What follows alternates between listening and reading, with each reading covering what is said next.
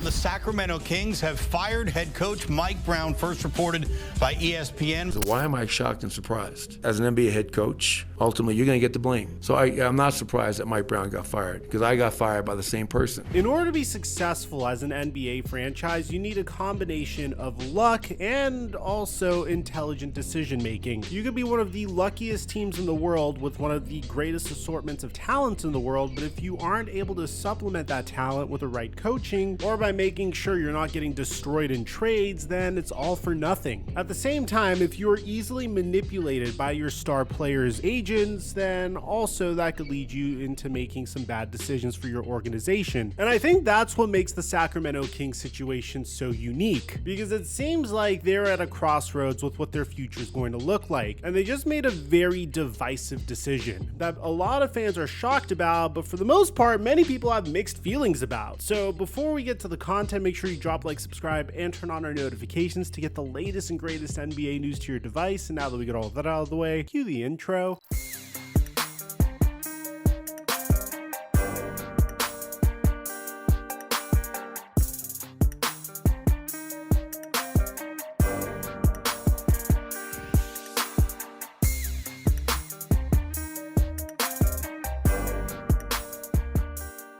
PrizePicks' new feature has been making us so much money. We've been having a lot of success on PrizePicks, and now they finally launched live squares, meaning that squares will update in real time on the app in the middle of a game. So if you see a player is being locked up on defense, you can take a lower square. Or if a player is on track for a generational game, you can take his higher square in the middle of the game. If you haven't signed up for PrizePicks, make sure you use my promo code microphone to get $50 when you make a $5 play to take advantage of this brand new feature. We've been dominating with our NBA and NFL picks, and I post them for free on my Instagram at TheFlightMike and Snapchat FlightMikeSnap. And thank you, PrizePicks, for the sponsor. Mic check 1212. What's going on, everybody? About a week ago, I made a video on the fact that DeAaron Fox might want to be traded from the Sacramento Kings, just based upon the fact that they haven't been very competitive, how he has a very tradable contract, and how multiple teams would be lining up for the opportunity to give up a plethora of assets just to have him. For instance, if the San Antonio Spurs were to pursue DeAaron Fox, they could organize a 3-team trade with the Atlanta Hawks, where the Atlanta Hawks would get Kevin Huerter, 3 second-round picks, the San Antonio Spurs would get DeAaron Fox and David Roddy, and the Sacramento Kings would get Keldon Johnson, Larry Nance Jr., Trey Jones, Jeremy Sochan, Garrison Matthews, and 3 first-round picks. And since then, that isn't the only proposed trade for DeAaron Fox's services. The trade rumors have just gotten louder. Recently, we heard that the San Antonio Spurs, Houston Rockets, Los Angeles Lakers, and Miami Heat are potential suitors for DeAaron Fox. If Fox asks out, teams like San Antonio and Houston are the ones to watch. I've also heard rumors about the Lakers, but it's hard to tell how much of that is just speculation because he's a clutch client. There's been talks about Miami given his connection to Bam Adebayo. The Los Angeles Lakers actually have some assets to trade this year, but they never end up taking that big swing for a star player. They're just always in those types of rumors. But in this particular instance, they could put forth a very attractive trade package. But whether or not they should do it is a different conversation. You see, DeAaron Fox is getting paid about $35 million a year annually. The Lakers could easily match that salary by giving up D'Angelo Russell, Austin Reeves, and Dalton Knecht. But they also have very attractive draft picks that they can now trade. They can trade their 2026, 28, 30, and 31st first-round picks if they wanted to. Now, this isn't a rumor that we just pulled out of nowhere, because in our last video, there were multiple reports that suggested that the Spurs are positioning to trade for DeAaron Fox, and this is coming from Sam Amick and Anthony Slater. If DeAaron Fox were to ever become available by the Sacramento Kings in a trade, the Spurs are positioning themselves to enter the bidding. Fox is a native of Houston, and the Spurs have a long-term need at point guard. The Spurs currently have 7 tradable first-round picks and also a number of second-round picks. San Antonio and Sacramento recently did business on a Demar Derozan sign-and trade, with the Spurs taking on the salary of Harrison Barnes with a 2031 pick swap. Fox is going to become a free agent in 2026, so that's also something to keep in mind. But the thing is, how did the Sacramento Kings get into this situation to begin with? Because if you take a look, 2 years ago, this was a team that experienced its best season in 17 years under brand new head coach Mike Brown. Mike Brown won Coach of the Year for this season. The Sacramento Kings Kings actually gave the Golden State Warriors a run for their money in the first round. They took the Golden State Warriors to 7 games. They were first in the NBA in offensive rating, 8th in the NBA in net rating, but they weren't one of the best defensive teams in the NBA. But the problem here was they took steps backwards in order to further build this team. For instance, that year was Keegan Murray's rookie season, and there's no question in our minds that Keegan Murray is a player that could be a huge foundational piece for the Sacramento Kings moving forward. But during this past offseason, the Sacramento Kings made a huge trade for Demar Derozan. By trading for Demar Derozan, they essentially reverted Keegan Murray into what Harrison Barnes' role was. If you take a look at his statistics, they would further support that. Keegan Murray is now the 5th option on the Sacramento Kings when he should have been the 3rd option going into this season. He's averaging 12 points per game off of 30% shooting from beyond the arc, and when you compare that to his rookie season, he averaged 12 points per game while shooting 41% from beyond the arc. In his sophomore season, he went up to 15 points before regressing back to 12 points per game. So clearly the DeMar DeRozan trade was a step backward for the Sacramento Kings, because so far at the time of this video, they're in 12th place. They're currently in the midst of a 5-game losing streak, and their last game was probably the most embarrassing one of all. You see, as the Sacramento Kings were facing off against the Detroit Pistons, this happened. This quarter, Ivy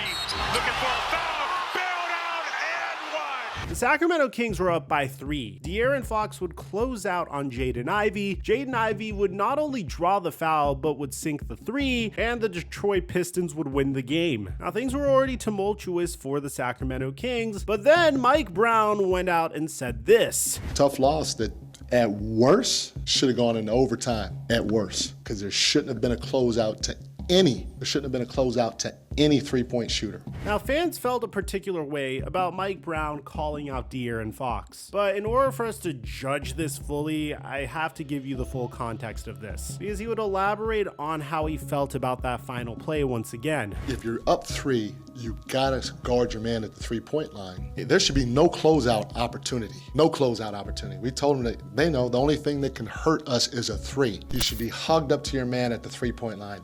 Everybody should. And why there was a closeout by Fox, I'm not sure. But for sure, 100%, we told our guys, can't give up a 3. Can't give up a 3. Can't give up a 3. Stay connected. Stay on the high side. Stay on the high side. Only thing that can hurt us is a 3. And we close out and we foul with 3 seconds to go.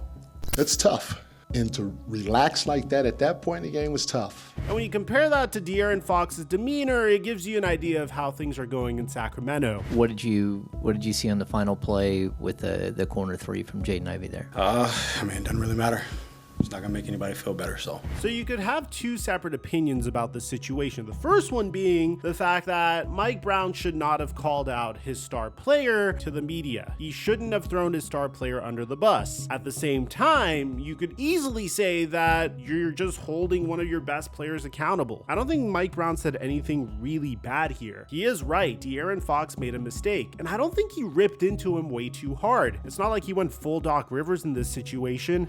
Doc, you think Ben Simmons can still be a point guard for a championship team like the one you guys want to become? Yeah, David, I don't know that question or the answer to that right now. But the thing that made me feel uncomfortable about this is what the Sacramento Kings did afterwards. Mike Brown would have a conversation with DeAaron Fox at practice the next day, and then he would conduct press interviews, and 15 minutes after those interviews, we would find out that Mike Brown has officially been fired. According to Shams Charania, the Sacramento Kings are parting ways with head coach Mike Brown, sources told ESPN. So Mike Brown was 107-88 in his last 3 seasons, and he won Coach of the Year in 2023. It's almost as if winning Coach of the Year in the NBA is a gigantic curse, because individuals that win Coach of the Year never keep their job. It's kind of crazy, because like if you win an Oscar as an actor, then typically you get paid more for your job. But honestly, let's go all the way back to 2016. Mike D'Antoni would win it for the Houston Rockets, and he would stop coaching them 3 years later. later, although that was more an end of an era as opposed to him getting fired. Dwayne Casey would win it for the Toronto Raptors, and he would get fired that very offseason. He'd coached the Detroit Pistons for 5 years, and he's been out of coaching. Mike Budenholzer would win it in 2019 as the coach of the Milwaukee Bucks, and he would be fired by the Milwaukee Bucks 4 seasons after, despite winning a championship with them 2 years later. Nick Nurse would win it with the Toronto Raptors during the 2019-20 season, and he would get fired 4 years later. Most famously, Monty Williams would win it with the Phoenix Suns from the 2021 to 2022 season. He would get fired in 2023. And now Mike Brown, who's won it on 2 separate occasions, in 2009 with the Cleveland Cavaliers and 2023 with the Sacramento Kings, is out of a job. And honestly, I don't really expect Mike Brown to get another job at this point. I mean, I really think his longevity is very impressive. He still is young enough to continue coaching, in my opinion, but at this point, he's had a stint with the Cavaliers, then coached the Lakers for 2 years, then coached the Cavaliers again, spent 6 years as a Golden State Warriors assistant, then briefly spent time as the Kings head coach. I expect him to just be an assistant at this point, but I don't agree with this decision at all. I mean, if you take a look at the Sacramento Kings stats this year, they're not necessarily fire-worthy stats. They're 9th in offensive rating, 16th in defensive rating, 15th in net rating, and they're currently 12th in the West. The construction of this roster made no sense at all whatsoever, and in my opinion, I think this firing was done to potentially appease DeAaron Fox's camp, and Evan Siddery agrees with this. Mike Brown's firing is notable as it relates to DeAaron Fox being with the Kings long term. Recently, it became clear that Sacramento's head coach and star player weren't meshing well together. This is seemingly a decision to appease Fox amidst pressure from his agent Rich Paul. Now, if I'm the Sacramento Kings, I wouldn't want to hold on to DeAaron Fox that badly. If I got an offer that I just simply couldn't refuse with some young players and some future draft picks, then I'm probably going to pull the trigger on that. It's nothing against DeAaron Fox or the Sacramento Kings. You're just currently a 12th seed in the West. There's so much ground to make up, and whenever you fire your head coach in the middle of the season, except for one season in 2016 where the Cleveland Cavaliers were already one of the top teams in the East, usually firing your coach in the middle of the season never results in anything good. Just ask the Milwaukee Bucks last year, even though they fired their coach in the middle of the season and they dealt with a lot of injury issues towards the end of the season. Kind of funny because fans are saying that Rich Paul got Mike Brown fired twice, but I just don't agree with this decision at all whatsoever. I'm not a big fan of firing coaches in the middle of the season, especially if I feel like the team has a plethora of other issues apart from the coach, especially after the coach is sending a message where he's holding his star player accountable. But it seems like Mike Brown would just get fired for doing his job. If you're a Sacramento Kings fan, let me know in the comment section down below if you agree with this decision. Aside from that, I'm your boy Mike, and I'm dropping our mic until our next upload.